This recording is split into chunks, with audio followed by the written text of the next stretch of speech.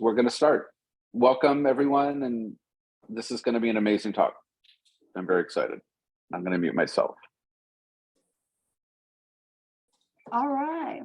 Well, my name is Mandy Lynn, and I am the public class coordinator for Gemini Inc. in San Antonio, Texas. We are San Antonio's Writing Arts Center, and our mission is to help teach writers of all skill level the craft of writing so that they can bring their stories to life. We're really excited to be here, kicking off a brand new season of the Big Texas Read, which is now going to be forever forward known as the Big Texas Author Talk.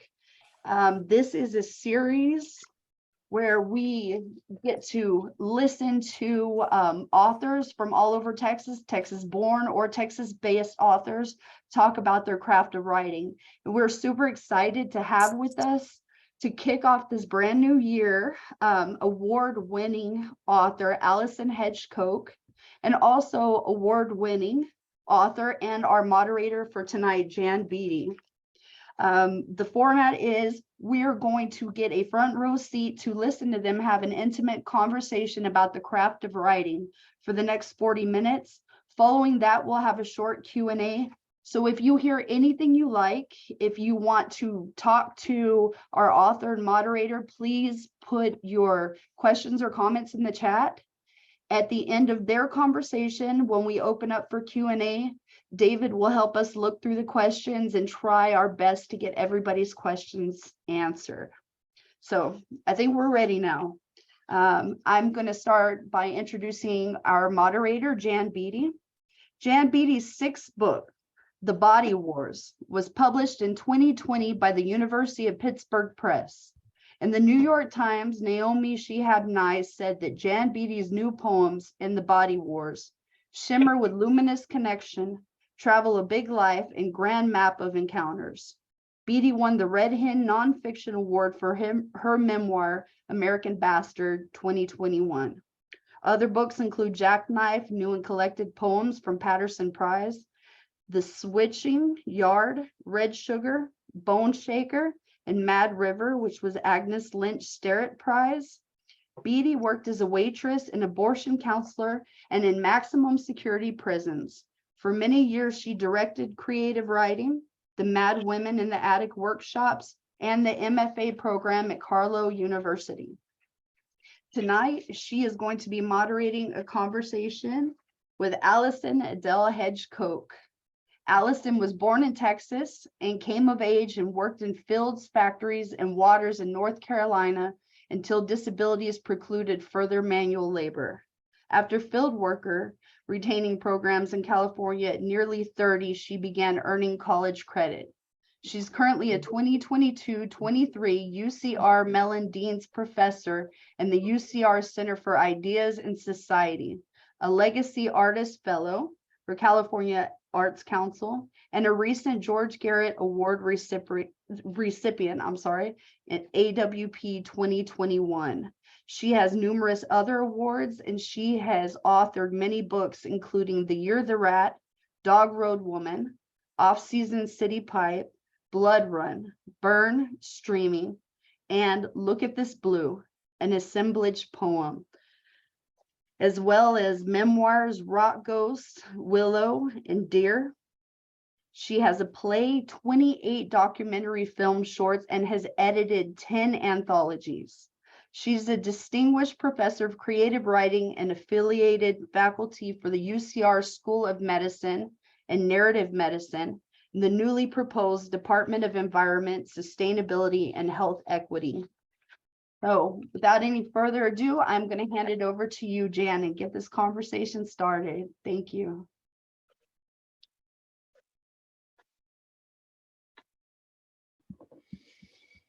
Okay, thank you very much. I think we're starting with Allison, who is going to read a few poems first, and then I have a lot of questions. So go ahead, Allison. Can you hear me okay? Mike, all right? Okay. Yeah, I'll read some excerpts from Look at This Blue. Thank you, everyone, for hosting, by the way. Thank you, Gemini Inc. and Big Texas Author Talk and Jan Beatty and everyone for hosting. Here we go. Look at This Blue is the title of the book. It's an assemblage poem. Behind us, Limonadea, a town of a camp. Now some suburbia development. Then all sorts of workers, growers since 1893. Rancho Cespi, Floricantos, La Lucha we would go. Santa Paula, Fillmore, Piru. Oxnard Strawberries, Sataquay Records, Ventura Gold Beaches. Hot Peppers Shouldering Blood Alley, Ventura Freeway, 126.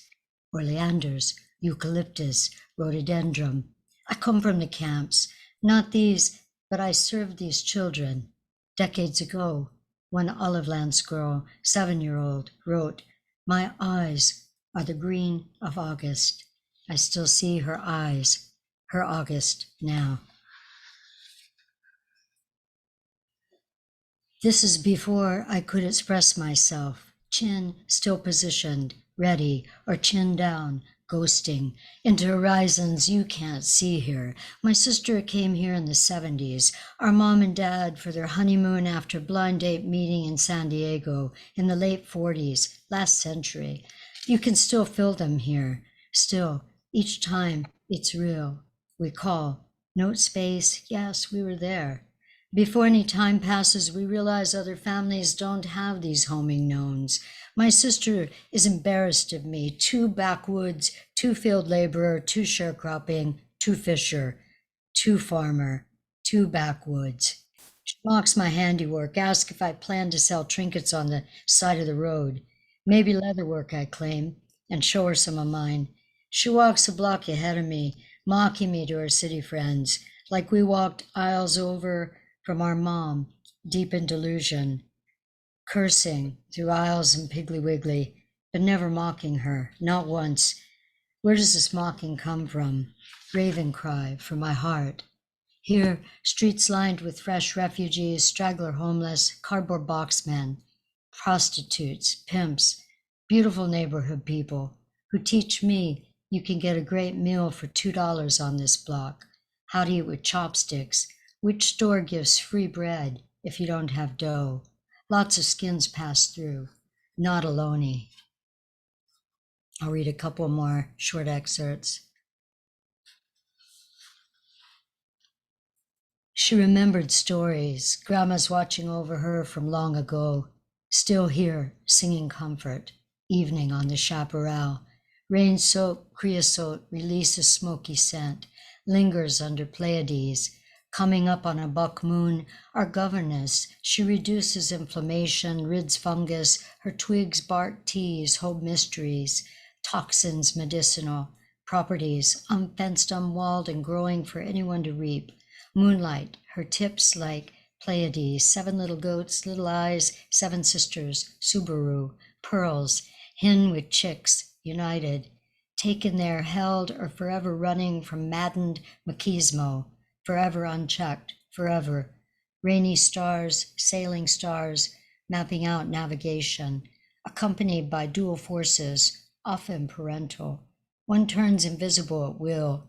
She was invisible for a while, headlined for an hour, between the list of COVID-19 deaths, hospitalizations, cases soaring in encampments, detentions, between borders, nations, between worlds, hope. Kids running from agents, she lost her way, stepped before thrown into the freezer, assigned foil for the blanket, shivering through shimmering night. Mama. And one little short piece.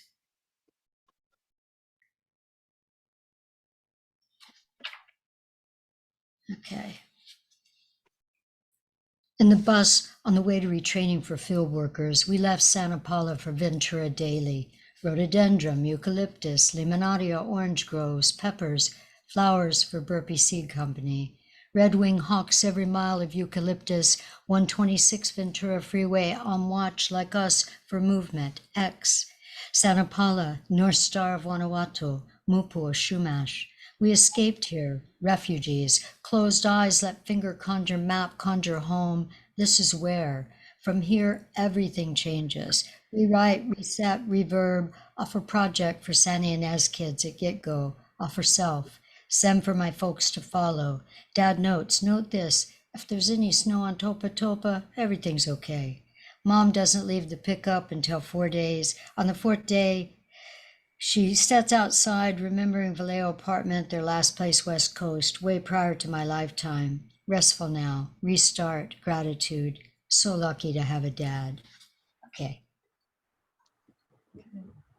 No taste. Okay, thank you, Allison. I want to also say I'm so happy to be here at the Big Texas Author Talk. I think that's the new name. I was going to say Big Texas Read. So happy to be here. And thanks to everyone, but with the amazing Allison, Adelle, Hedge, Koch. And I want to say congratulations, Allison, for being a finalist for the 2022 National Book Award in Poetry. And I think we should all clap for that. It's an amazing accomplishment and so well deserved and so exciting. And I've congratulated you before, but I will congratulate you again. It's just a great thing. So I have some questions for you. Look at this blue. I think we should hold it up. It's such a beautiful cover, right? It's so beautiful. Look at this blue. Is a stunning book, like no other book. And that's saying a lot. It's a book of great humanity. You have lists and lists and lists in this book. And you have lyric poems of beauty right next to these lists. You break every rule of poetry, which I personally love. And you call this book an assemblage. And I wonder if you could say what you mean by that. And you noted that at the beginning of the book. So can you say what you mean by that? Yeah. Yes. Thank you, Jan. Thank you for everything. And you were with me when I got the first word I was longlisted, which started the whole thing, so thank you for that nod. Yeah, I was surprised to make it to finalist. I was astonished. I'm still very grateful to everyone and to you as well, of course. Yeah, so assemblage for me, thinking in music and compilation, everything in writing for me is like craft and compilation to a degree. Craft not in a punitive way, not in a you have to have this many sonnets in place to have a book together, and that kind of a approach of poetry, but more the opposite, and what's possible in a poem. What can we learn in writing? What can we do to open things up? So that type of craft effort. And assemblage and compilation for me very much is heated or seated within musicality and putting together an orchestration that when somebody attends to it, they've been there, they've witnessed, they've experienced, all of their senses have been riled up and or calmed and or sedated and or angered and or brought into a sense of glorious or horrendous. They've been moved in some way during the seating.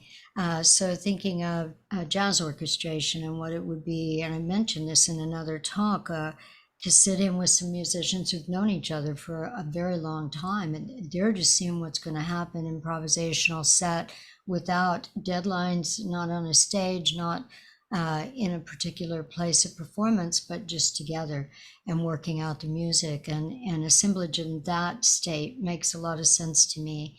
It's composed very, very much reliant upon jazz structure and improvisational structure with departures and solos and movements and a variation in refrain. When the refrain happens, there's a prelude, there's a coda.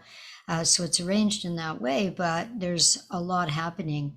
And following those notions are really important to me. So assemblage and compilation is bringing that all together. And yeah. Yeah. Yeah. Well, I mean, I feel like often when you're speaking, you're creating an assemblage, just like in your answer. You speak like no one else, really. I mean, I remember when we first met 20 years ago or something in Detroit, and talked for hours and hours, and I'm like, who is this woman? And because it's almost like a collision in the best of sense of the word, collisions of worlds and words when you talk. And you said it much better when you talk about the musicality, the orchestration, the variation and refrain of things coming together. And I wonder if you'd be willing to share how this book sort of arrived to you, because I think it was kind of an arrival, wasn't it? I don't know if that's the right language, but it seems, I don't want to use the word miraculous because I don't really use those words, but I don't know what else to call it. Can you tell us about it? Yeah, thank you. Yeah. Yeah, so I know in a couple of other places I've mentioned this briefly, and in talking with my editor when I was doing the copy editing and such, I mentioned as well. And you and I have talked about this some more openly for anyone who wasn't available during that time. So I was on deadline for a book and wasn't filling the book that I had prepared for the deadline. And it was time to get it in, and I wasn't filling it. And I had other things to say in that time and place now, and had been carrying things in this particular thread or track or tendril or roping of content. I've been carrying these things within me for a number of years, some of them for decades, and allowed myself a bit of a reckoning with myself and a bit of it's okay to move in the way you want to move right now. Deadline can open things up rather than sending in something you're not feeling. So I landed in Montenegro to do a Fulbright and told my host I had a book due and I couldn't really hang out with her that weekend. She said it was fine. She was leaving the country anyway. I had the apartment to myself, and we could look for a place for me when she got back. So she headed out, and I wrote voraciously and obsessively for the weekend. And I took about 4 walks. I was drinking a lot of coffee, water. I wasn't eating a whole heck of a lot. I didn't really need it. And just worked to unfold myself and address what I felt needed to be addressed at this date and time. I worked for the state of California, a UCR professor, and I've worked in and out of the state of California now for 42 years, and going on 43 that I have worked in and out of California. And it's a love letter. It is a call to accountability, and it's an indictment of the state. And it's all of that. And when you really love somebody or something, you have to hold it accountable. And sometimes indictments are in order. So the book is a unfolding during a very short window of time when I was working very much to produce something that would stand for that knowingness and curiosity and all of the emotions that go with live state in any place, and address it. So very much a compilation that came as an arrival and a windfall, and literally unfolding and letting it happen and trying to follow departures as they occurred, very much in the music of it, and finding where the solos were, where refrains were, where movements were, and allowing that to come clean on the page. Of course, during copy editing, months and months later, there was time to go back in and remove some pages that didn't need to be there, many pages that didn't need to be there. I overwrote in that weekend, which is crazy because it's a thicker poetry book. But we did remove pages, and I was able to slip in some notions of what happened a few months later when COVID became a thing, like a few months later. And so I was talking to my editor and said, I got to go back and tune this up, because there's places in these poems where the pandemic is suited and it's not noted. So I slipped in a few lines, got in a little quote page of things that a former president had said during that time. That was the copy editing. Yeah. So peanut doing that. Yeah. So, okay, so just to confirm, you're saying that you wrote this book in 4 days or something like that? Is 2 that days. Yeah. 2 days? Okay, so that's really impossible, and I believe you, but that's an impossibility in the poetry world, in the living world.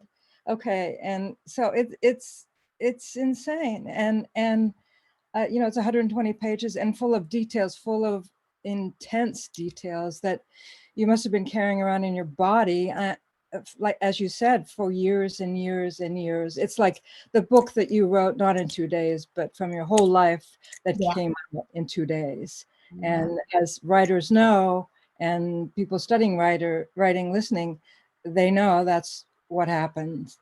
But it's still unbelievable. And okay, so I want to talk about the reckoning and the, you know, accountability here. I mean, this is a fighting book, a book that backs down to nothing, and you say things that others are afraid to mention.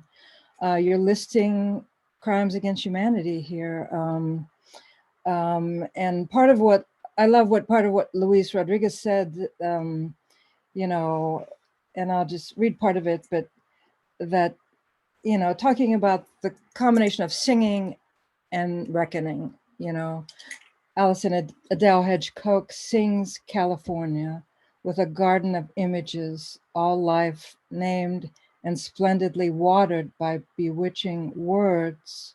But this is no romantic paean. She documents genocide, massacres, slavery, arsons, lies, the laments of the pushed out and knocked down. Here's the hardest truth wrapped in lyric. And I guess one question I have is, you know, you were born in Texas. We want to mention that. And you were born in Texas and lived in many places, but you were a field worker for years in North Carolina. Can you talk about that experience and if it tied you to the land in a way that led to this book? I mean, part of that, all that life that came out in 2 days. Yeah. Yes. And you mentioned Luis Rodriguez, who blurbed, who runs Tia Chucha in LA, and well-known poet, memoirist, great human being, great activist, also born in Texas, El Paso. Oh, is he? I didn't know that. Yeah. Mom crossed the border to have him, and so native Texan. Yeah, similar. Your parents went there, they birthed you, and maybe went other places, you know, but Luis as well. Yeah, so all of that. And there's glimpses in here of, you know, my mother's schizophrenia as well, and how that's implicated in our lives and how we see society from that, watching how she's treated and what goes through people who end up with these kinds of maddening illnesses that don't allow them to participate in the same way as others do. I'm watching that sort of terrible shaping of childhood through that lens of seeing that happen with the parent. My father worked in cotton when he was young. It was a penny a pound back then, and was in the Dust Bowl when it broke out. And he grew up working in the fields, other people's fields. They weren't their own. And I, you know, thought that was a laudable way to work. And when I worked in tobacco, those tobacco fields had been cotton previous to my timeline. At some point in time, they shifted to broadleaf tobacco. So there's an interesting lineage that follows with that field work. And for me, I was sharecropping. I started out as a day laborer, but when I got the opportunity to sharecrop in my mid-teens, I took it and got my first allotment to sharecrop. Also worked construction. I was a commercial fisher, broke horses, trained dogs, waited tables, did a lot of service, worked in factories packing crackers, and worked in thread factories as well. But tobacco was there every year. It was seasonal. Off season, those other jobs occurred. So that's a big part of me. My father talking about being in World War II in the South Pacific, and he said some of the guys who worked in the fields, they'd be laying in the bunkers trying not to get killed, and they'd see some real black soil and go, boy, if we just had some seeds right now, we could grow some things. And that was their talk, because they had come from field work. You know, I mean, it's deep. It's just deep. A part of it, you never leaves the ground. You know, it just never does. And so no matter where you are in the world or how high or low you are, part of you is always stable with that when you've worked in fields that way. And of course, with me, I came in the world with some disabilities. I have a mild cerebral palsy and some other things. And by the time I was, you know, in my 20s, my back was out because of scoliosis with that cerebral palsy and other matters, injuries on the job and whatnot. First time I came to California, I was on the run from domestic violence, and went to the Tenderloin where my sister had escaped to and wasn't able to stay. And next time I came back is because she called and said they have former field worker retraining, and that's where my life switched and things became very different for me in California. So I came and settled in a town that was field workers. It was lemons mostly, but all kinds of things were grown there, peppers, flowers, lots of different plants were grown in that area of California. So I stabilized myself and remade my life and learned how to do work other than manual labor, which eventually led me to go to college in my early 30s in a place of agriculture. So it's very deep, extremely deep, not only lineage-wise throughout the history of my families, but in me, it's something so deep. When I was teaching in Nebraska at a health fair, they had us do the black light scan where they look at your face to see if you're skin cancer, and they go, you look like those old farmers. And I go, yes, that's apropos. And they go, no, you don't understand, they're in the sun and farming all day. And I go, yep, I get it, that's me. And then my son was teaching in another building down the hall as a lecturer, and they did his skin, and they go, his skin's clear. And I go, I had to in sometime. Somebody had to learn different ways and not go through, there's a lot of trauma in the fields, I haven't talked about that in this conversation, but there's a lot of trauma in the fields. There's things go on. And, especially when you're working other people's crops, there's a lot of things go on. So there's that. But yeah, it's deep. It's entirely deep. Right deep. I mean, there's so many, we don't have time to go everywhere, but I want to talk about, the listing of extinctions in the book is overwhelming. The extinct animals, the extinct plants, and the missionizing, the word missionized, which is, I haven't really heard it that way. You use the word missionized as in being the massacres that happened in the name of the missions. Yeah. And that next to the current border killings that are happening, and then you have a line, and it's overwhelming. It's devastating. And as a reader, I'm, not to mention the real that's happening, and then you have a line that says in the book, you think it's exhaustive now, this is a partial recount. I like that voice that comes into the book and teaches us and demands an accounting. And I feel that voice comes in and comes in and comes in. And I feel like, it's such a brave book. And I don't know, I just want to thank you for that voice that comes in and ask you if it was hard to get to that voice. To demand a reckoning. This is really a me to you book for, they always talk about audience, but this is really just me unfolding in dialogue, in recollecting, in accounting, in scoping out some sense of reality that we're in and what's at stake in, for me, a very primal way. I mean, it's like the reader's in my lap and I'm holding them and, this is happening and they have to know, this is going on, and without being didactic about it. Instead, there's a calling in, and there's that sense of we're in this, we're this is what it is. And holding them there that long so that they can feel it, and understand it in a way. So there's breaking a fourth wall here and there because of that sensibility in the constellation, in the music of the piece, and in the experience of the book. And so thank you for noting that. It also, for me, comes in timing wise at a place. There would be a small bridge, there would be a small rest, there would be something to allow what's happening to continue on, in a heavy rainstorm when it's just pummeling, and then suddenly there's a little rest and you can kind of breathe for a bit. It allows you to take in more as it comes. And so there's that sort of attempt to be generous to audience, to keep that calling in present and understand it's a lot to take in. Oh yeah. Oh yeah. Oh yeah. And it's kind of amazing that the voice doesn't get didactic. I don't, not sure how you did that, but also in terms of a rest, you move into beauty. For example, on page 116, the voice says, yesterday in Ventura County, a male gray wolf appeared for the first time in 99 years here.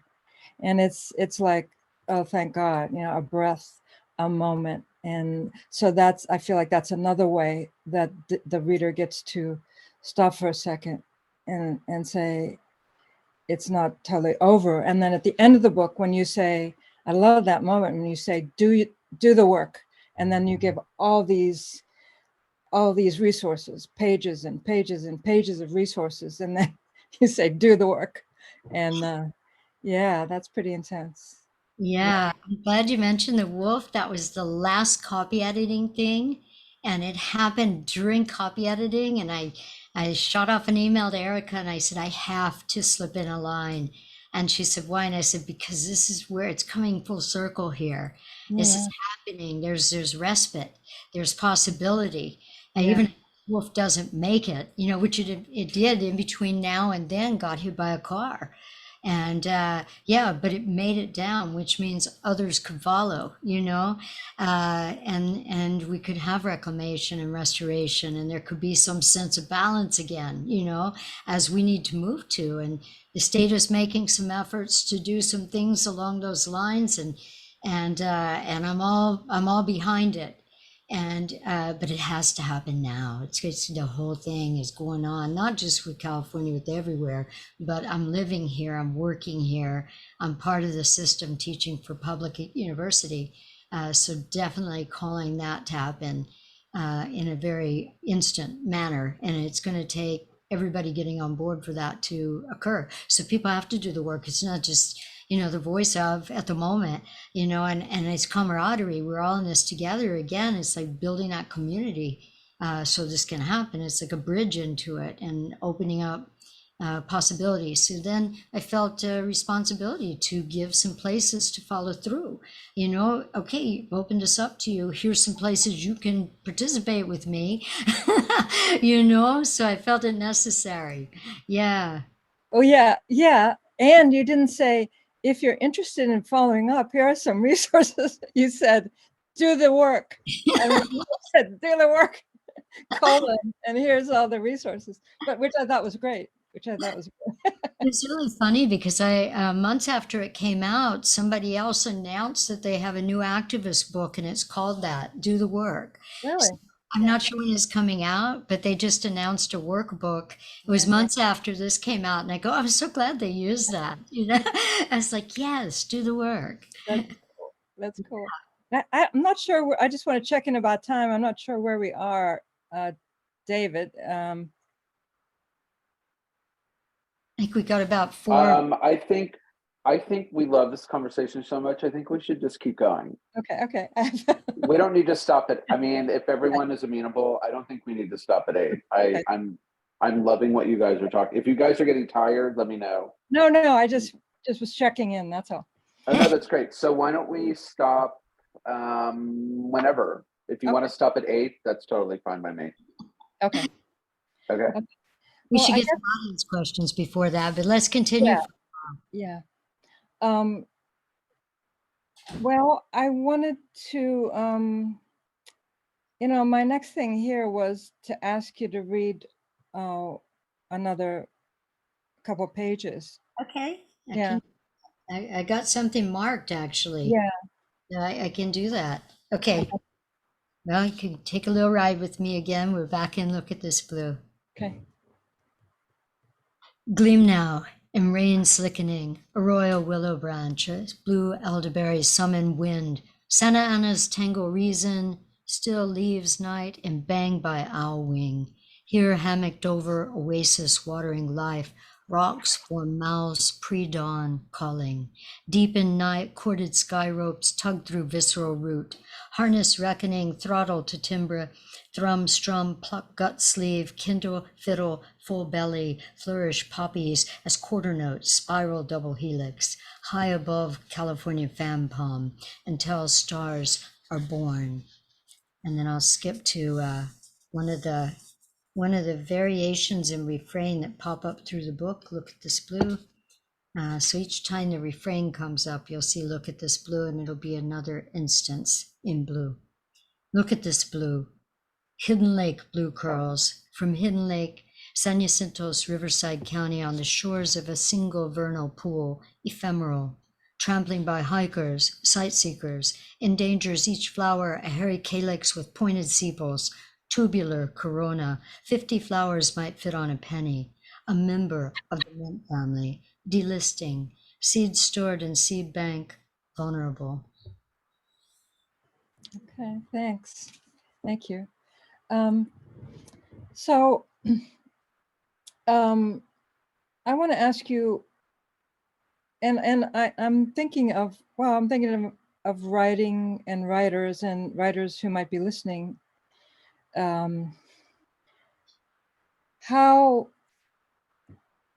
do you carry all that in your body? I know that, I mean, I've been teaching writing for years, and there's often people are carrying trauma experience, and you've mentioned a lot of trauma and you've written a lot of trauma.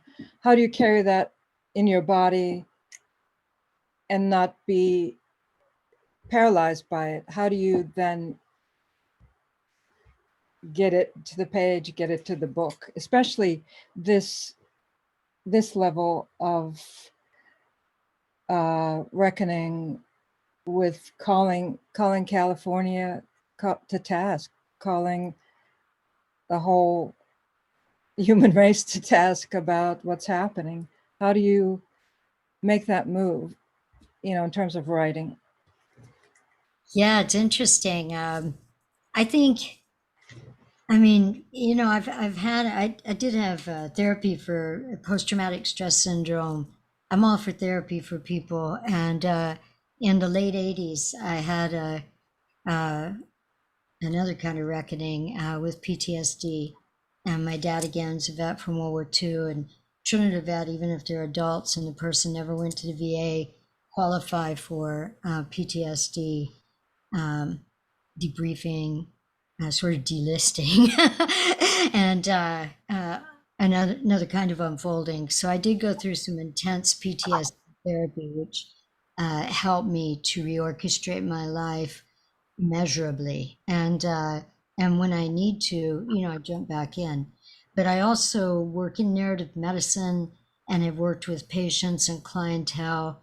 You work in counseling and in many ways, and some of the counterbalance to embodying trauma is to work to help to alleviate trauma, and when you're working as a practice to help alleviate trauma with others, there's counterbalance there, you know, and so it shifts things. You see things in a different way, and through other perspectives, I think alleviates.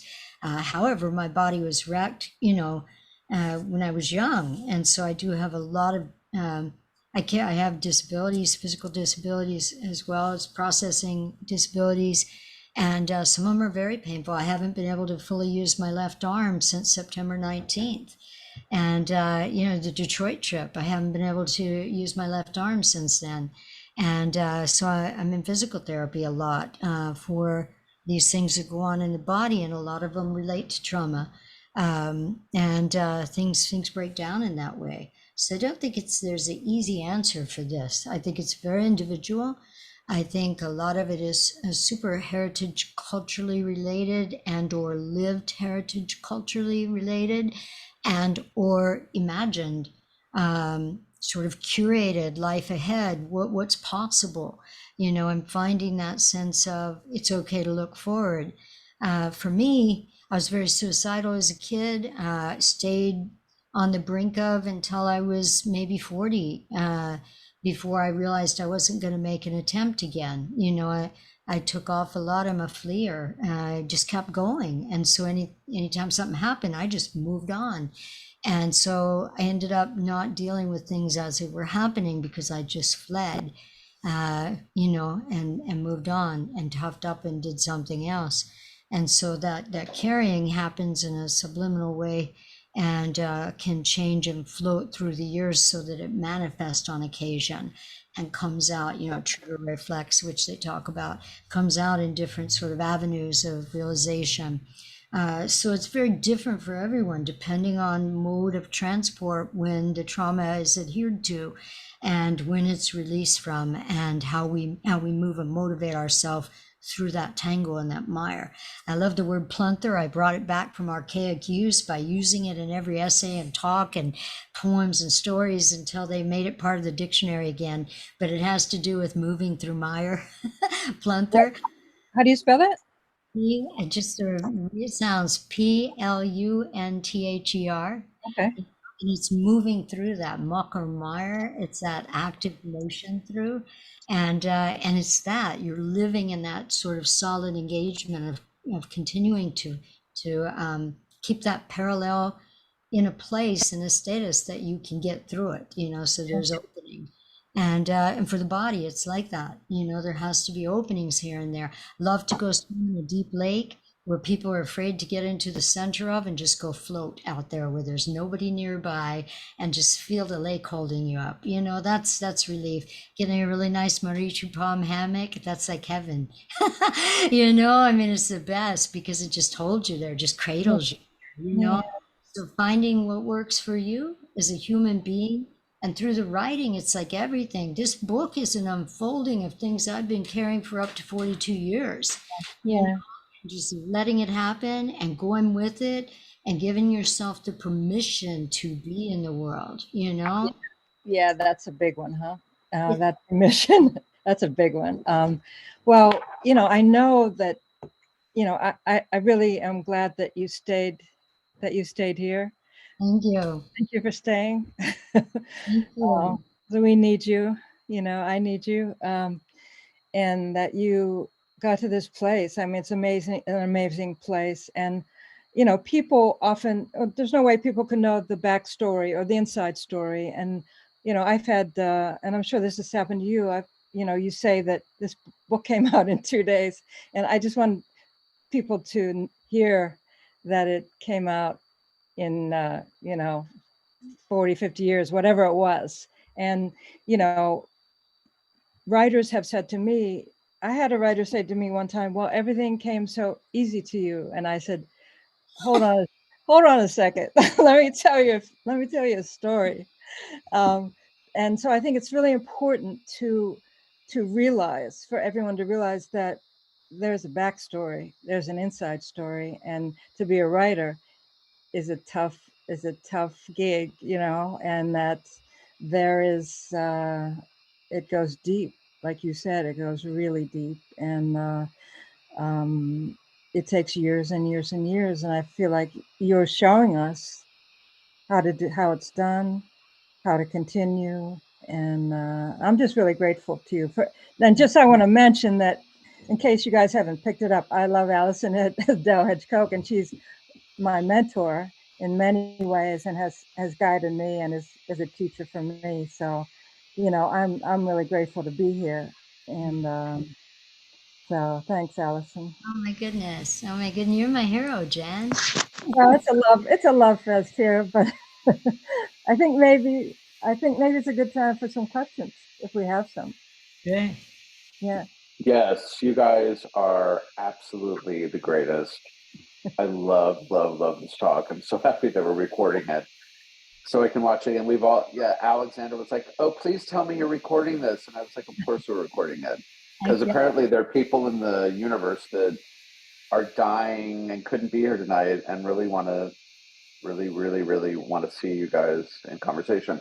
So yes, please put your comments in. Does anyone have have a question for Allison or Jan or Jan. both?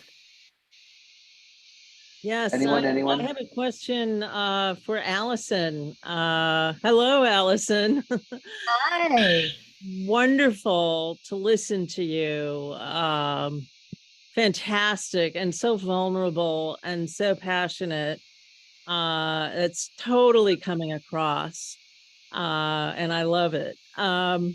Let me ask you, I ran across in this direction that you're going in and that we're going in this awareness of right now, I came across a fellow named Jem Bendel, who wrote a book called Deep Adaptation. And he was amazing at vocalizing and expressing this horrible right now situation. And I'm wondering, have you ever run across Jem Bendel? No, but No? I'm scrolling over here to find it because now I'm unfamiliar altogether, but I will become familiarized thanks to you. Thank you. You're so welcome. You remind me very much of him. So, you know. Yay. Thank you. Thank you. I will look that up. I've got it scrolled already. I've got it in place and I'll follow up after the show. Thank you so much. You are so welcome. It's beautiful. Thank you for that fantastic question. I love it.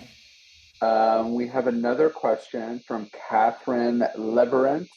Would you like to show yourself, Miss Leverance? Anywhere? Are you there? Do you want to unmute yourself? All right, I'm going to ask for you. Question for Allison. Have you received any criticism or pushback regarding your Native American identification, since it is not a large percentage of your heritage? Well, I mean, I am a very light person, number one. I also was not raised on a reservation. And as it says in this book and all my other books, you know, we're like a couple of generations from fluency and like seventh generations from full bloods, which is not unusual for a lot of people from the Southeast and the Northeast. It's not an unusual thing. However, in my childhood, it was everything for us. My father raised us with primary Native knowledge, and he was raised with it himself. And he came from a family that carried that forward. And it was everything for him. It gave us a way of perceiving things. It gave us a way of reasoning. It gave us a way of understanding. Who stays with somebody who's full-blown schizophrenic, like my dad stayed with my mom, you know? But his whole mindset was, you don't leave somebody who's sick. She's not doing this intentionally, you know? So he never left her, never argued with her, never fought with her. I'm talking 24/7 full-blown schizophrenia, you know, when she was in and out of institutions as well. And if he didn't have that, he would have not been able to handle what he lived through in his lifetime, so it's a real part of who we are. I'm also Portuguese. I'm also French Canadian. We have some English, Irish, Scot. There's little trails of other things in us. We're multi-dimensional in our heritage. My first bios, I would always put like all of that or nothing. Sometimes I just say, let the work speak for itself when I started writing. And other times I would list like everything that we are, that we know we are. And people would complain about that and say, oh, you've listed all these things. Well, that's the sense of it. Some people are going to have a hard time. We're not enrolled. I've never claimed to be enrolled. And some people are going to have a hard time with that. I was raised with what I was raised with. But that's because they weren't in it. And they're not from that same circumstance. And, people have a right to their opinions. They have a right to feel the way they do. What matters to me is when I go back to North Carolina, am I welcomed when I'm there, and I am. And that matters to me, when I go and retrace where our family was. It matters to me. It matters to me when I'm in Quebec and feel that same sensibility that we're home there. I feel the same sense of home in some ways when I visit other familial ancestral places, and that matters to me. People's opinions, I take them for what they are and understand that they have a right to them. And that's fine. So I don't have any kind of grief over their opinions, if that's helpful. But yeah, it's a big part of my life. It's how I was raised. Awesome. Great question. Excellent answer. We have another question from L. Walthor. Would you like to unmute yourself and ask your question, or do you want me to do it? I'll do it. Thank you so much. I am so happy for your success and the entire struggle that brought you to this point of success, which I admire highly. And I'm wondering, aside from winning a competition, which is awesome, how do you find a publisher? When a person has a manuscript ready to go and they've poured their heart into it, how do you find the right publisher? Yeah, that's a really good question. It really is. And I've worked a lot as an editor as well. So it's an important question to me as an editor. I've done book series as well as editing anthologies and such. And I was told by my primary poetry teacher, Arthur Z., at IAIA in Santa Fe, New Mexico, where I did my undergrad, that you look for a press that your work would be a companion to the work that exists in their catalog. And so if your book looks like it's in conversation with those other books, it's probably going to be a good place for you to submit. If they agree, they'll probably run you. So each press has sort of a signature or a stamp. And I submitted to Coffee House because I was convinced to by a writer who took interest in me while I was still an undergrad and told me to get my poems together and get a book together.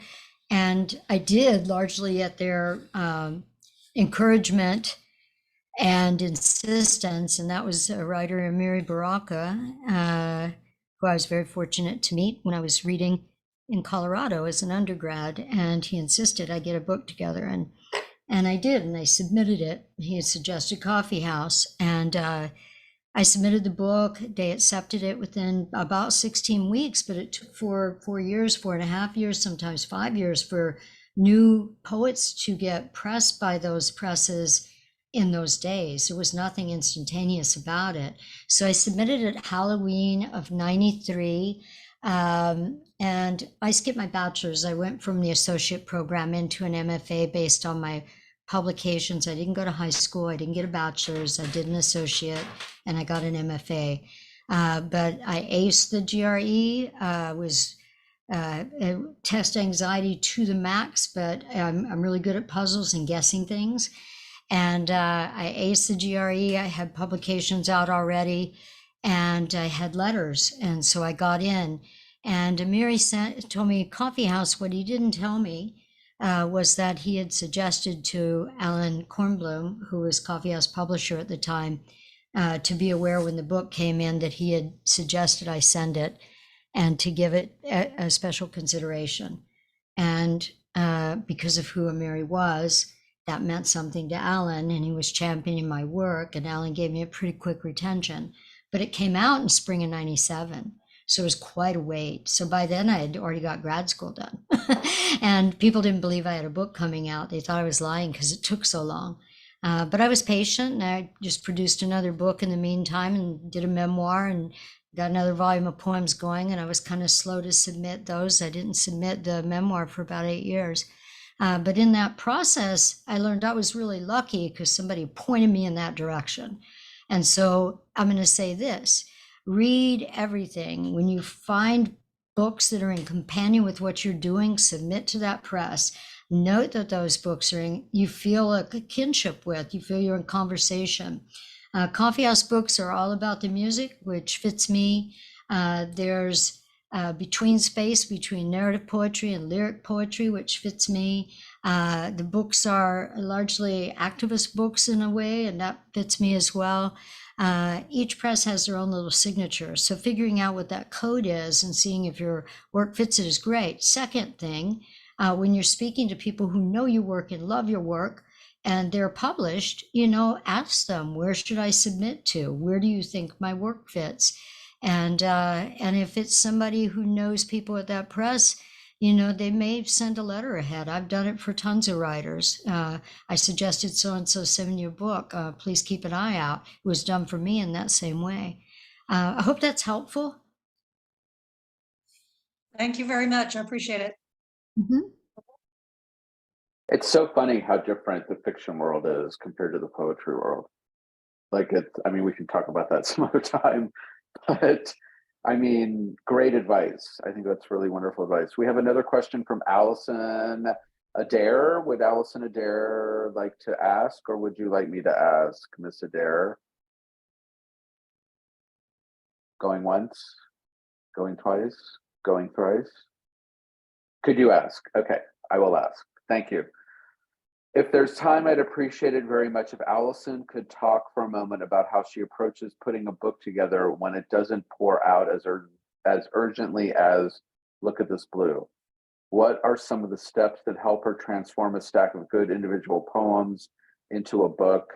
With thanks and apologies that I can't unmute video as I'm currently engaged in childcare. Sorry, I shouldn't have read that. Thank you. Each book is very different for me. Every book is different, and if you read them, you'll see they're actually really different. So it depends. Some of them are slow in coming, and I realize these poems go together out of the poems I've written over a period of time, and others are a project, like Blood Run. I was attending to a mound city that had been decimated by colonization, and fighting a state of South Dakota to recognize the site, to acknowledge the site, to get it into the curriculum, protect and preserve the site, which we still had graves being robbed. And so while fighting the state to get it protected, I'm a poet. I was out there and doing research, speaking to elders that had heritage there from hundreds of years ago, and doing my work. And the poems were coming, and they're all in persona. All of those poems are in persona, and the book is a verse play of poetry, and it's me addressing that site and testifying for that site. It worked. It was part of the testimony, and became the first state park in South Dakota in 50 years, and the state raised $10 million to buy it back from the settler colonists there. And so it's protected. I had already gone to the tribes that built the site that were moved way away from there. Some of them as far as Oklahoma or Indian Territory, Nebraska, Iowa, etc., and got the THPOs, Tribal Historian Preservation Officers, in place so that when it was a done deal, they had rights back for the first time in well over 100 years, couple hundred years. And so I'd done the work enough to put the people in place so I could step back. My work was lobbying for it. Once it was done, it returns to the people who descend from the people who built that site. And so that was another project, but it didn't happen in 2 days. It happened over the period of lobbying.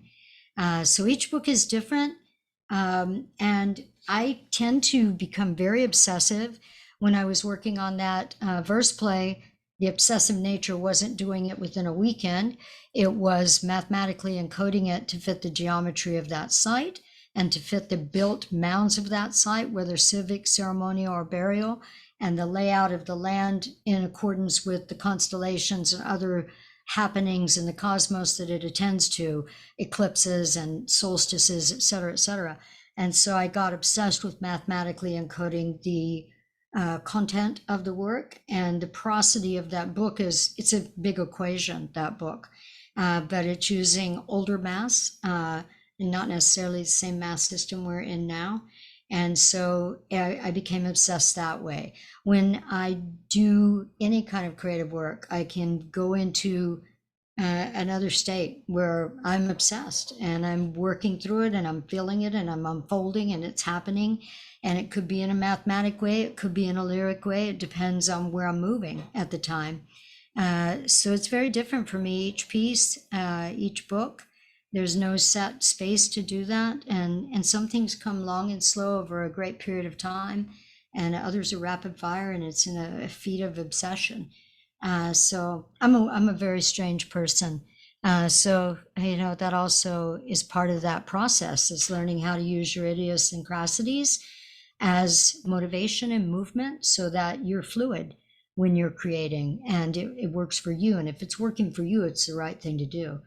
There's no right and wrong in it. There's no one way to do anything. And if somebody tells you that, it might be for them that way. And just know that this is how it works for them. But it may not be the only way, Yeah, I hope that's helpful. That was great. Do we have any other questions? Anyone else? Anyone else? Anyone else?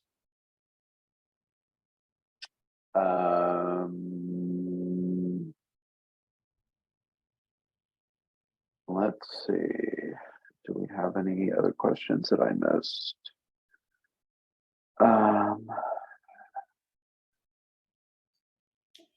No. I have a little follow-up I could talk about that we were addressing Sure. place a moment ago, and how one is attached to growing things, attached to the earth, attached to things from background. And I have to also say that, heritage plays a big role in that. And, my mother also, and her family, a lot of Portuguese ancestry, Açores Portuguese, so the islands, and fishers, and ancestry that came was Shanghai. So he was literally hit over the head by some Spaniards who made him row, and he jumped ship. And that's how our ancestry came into North America on the Portuguese side. And when I'm with other people who are Luso, Portuguese descent, and or there, I also feel, a very deep connection. There's something about what's in your blood, what's in your bones, what's in your sinew, what's in your background that also calls to you in some ways, particularly if they were knowns while you were coming up. If these things are part of your family and spoken about and food served from, those parts of you are very relevant. It can be really different. Jan was adopted, and so she probably has an entirely different experience with some of this. But, for me, trying to imagine Jan's experience with this, it would just be assumption or some kind of guessing. And that's all I have of that. So again, for each person, these things are really very different. And I think for me, place is a main part of my writing. I'm not from California. I'm not born in California, but I've lived and worked in California off and on since 1980. So that's a lot of years off and on in the States. So I have a knowingness of here, and have a very deep understanding of things that are here in that way, even though it's not mine. So I try to be a good guest and attend to things while I'm here. That's fantastic. Ladies, I don't even know what to say. This has been such a pleasure. I'm so happy that you shared about an hour and so many minutes with us. It's still recording, so we will load it up to YouTube if that's okay by everybody. And it will be there in perpetuity. And all of your fans will dip in and dip out whenever they want some amazing advice. So yeah, if anyone has another question, no? I hope Allison will do another class at a later date. Yes, I just signed up for your class, Allison, because I was so moved. Okay. Yeah, so Yeah. if y'all didn't see the chat, we have officially closed registration. So our first class of the year, Gemini Inc., and we are sold out. Great. Very excited about it. Fabulous. Yeah, I'm excited about it. I want to I thank you. love your book. Oh, thank you, David. I love it. Sorry, I cut you off. Go ahead. You're fine. I accidentally cut you off. I'm so sorry. No, it's okay. I will, I have lots more compliments. So Thank you. I just wanted to thank the audience for attending, and thank you everyone for sharing the space with Jan and me, and with our host here, with David and Mandy and Gemini Inc. And is it the Big Texas Author Talk now? yes, ma'am. I'm learning. Yes, you've christened it. I mean, we couldn't have asked for two better christeners. The inaugural. This was great. This was really fantastic. I mean, Yeah, thank you what so a way much. to, yeah. Thank you. Well, I appreciate it. It's been great being with all of you. And as you know, it's an honor to be with Allison, and thanks for letting me be part of it. I see Vincent Cooper coming up in February. You guys make sure to Yes. check that out. He's great. Vincent's great. Oh, Love great. you, man. I love the guitar. Can I have, I can't leave without mentioning the Yeah, artwork and the guitar. Can you please tell us about that briefly? Yeah, the artwork is the cover of my last book, The Body Wars, and Gorgeous. the guitar is my husband's guitar, and he's a good guitar player. So we got guitars all over the place here. So let's see, it's Is it a Freddie Fender? I should know. No, it's an Epiphone. Although Okay. he plays a Fender, but it's an Epiphone. But it's a cool one. It's beautiful. Yeah. I love people's spaces, and some are blurred, so I can't really comment on them. Are you a yours is guitar not? player? No, I was a piano player a long time ago, but I love the guitar. Yeah, me I too. love it. I love it. Yeah, it's great. Very poetic, so much poetry. All right, so I guess we'll bring this big Texas author talk, I'm going to have to get used to that, to a close. And I hope everyone enjoyed, and we loved having you all. Please come back. We did, yes. Allison and Jan, thank you very much for your time, and thank you to our audience. Y'all have a good night. Yeah, you Thank too. you so much. Bye-bye. Have a great night. Bye. Bye.